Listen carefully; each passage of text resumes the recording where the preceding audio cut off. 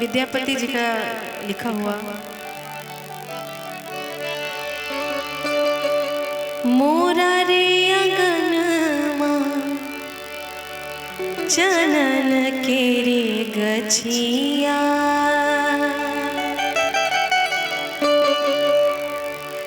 मोरा रे अंगनमा चनन के रे गछिया, ताही चढ़ी कुररे काग रे,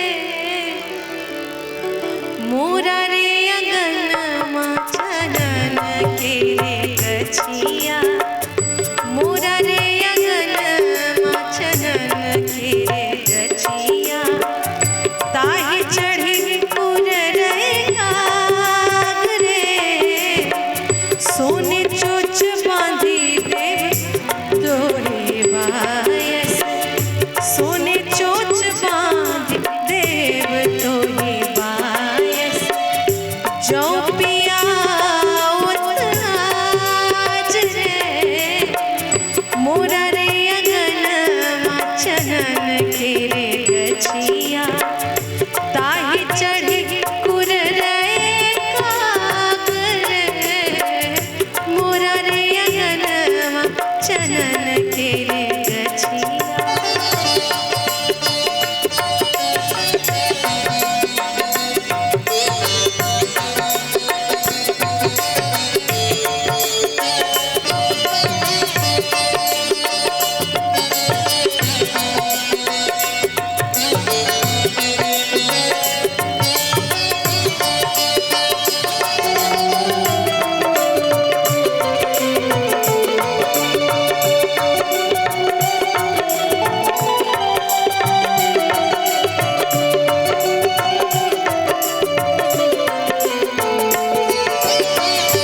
गावह सखी सब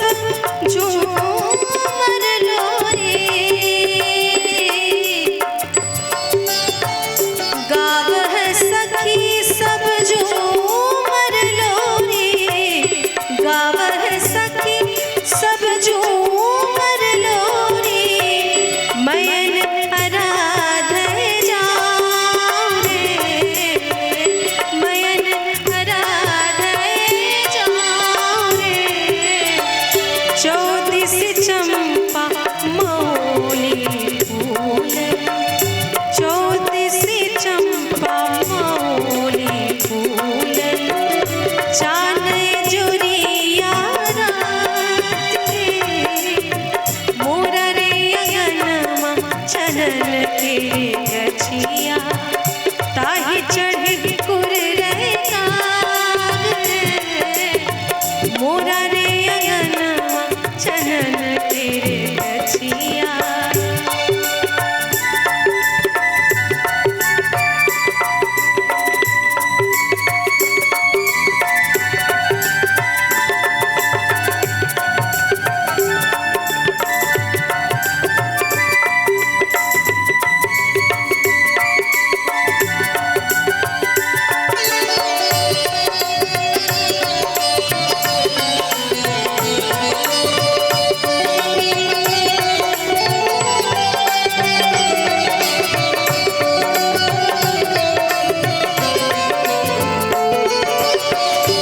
और ये गीत बहुत लोगों ने गाया, अलग अलग तरीके से गाया है,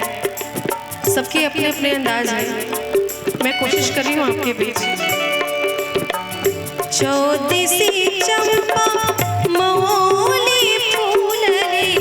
चौदिसी चंपा,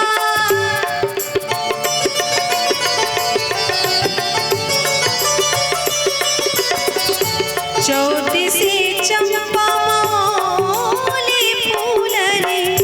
चान जोरिया रात रे, चान जोरिया रात रे, कैसे कहे हमें मदन राधा, कैसे कहे हमें मदन राधा, होइत बड़ी रति साथ रे, मोरा रे अंगनमा चनन के रे